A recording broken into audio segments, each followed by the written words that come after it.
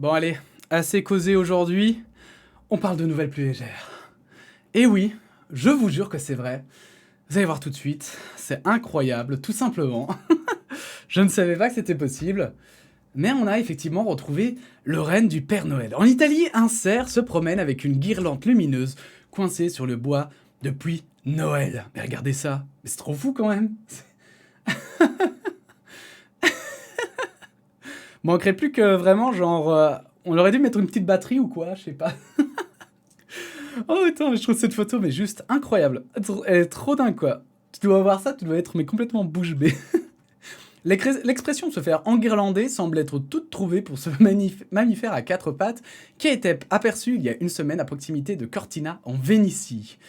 Un cerf semble avoir bien l'intention d'illuminer encore un peu les yeux de ceux qui ont la chance de l'apercevoir dans cette région située au nord-est de l'Italie.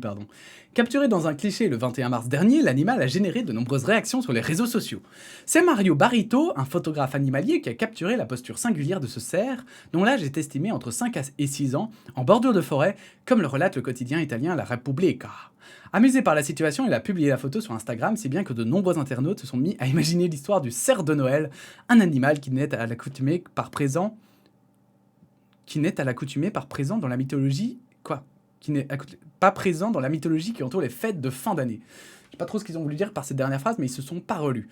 Et c'est vrai que ce serait, j'avoue qu'il y a tellement moyen d'en faire l'effigie de quelque chose.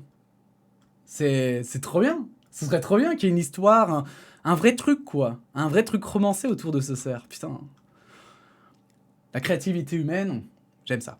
Les cerfs sont habitués aux gens. Si dans les commentaires de son cliché, certains sont amusés, d'autres s'inquiètent et déplorent l'impact nocif de l'omniprésence de l'homme aux abords des lieux où vivent les animaux. Quand je me suis approché pour le photographier, il ne bougeait même pas. Maintenant, les cerfs sont habitués aux gens. En hiver, ils restent près des maisons où ils trouvent de la nourriture, a témoigné le photographe interrogé par le journal italien. Et c'est justement, on voit que ces articles-là sont pas forcément relus. Cette confiance visiblement forte en l'homme qui a joué des tours au cervidés et généré sa cohabitation avec la guirlande électrique depuis Noël.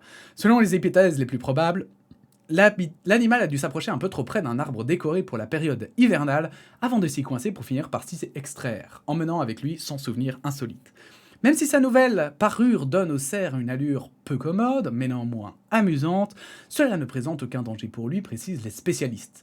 La période de la mue, durant laquelle les mâles perdent leur bois, commence au début du mois de mars et s'étale jusqu'à mai pour les plus jeunes.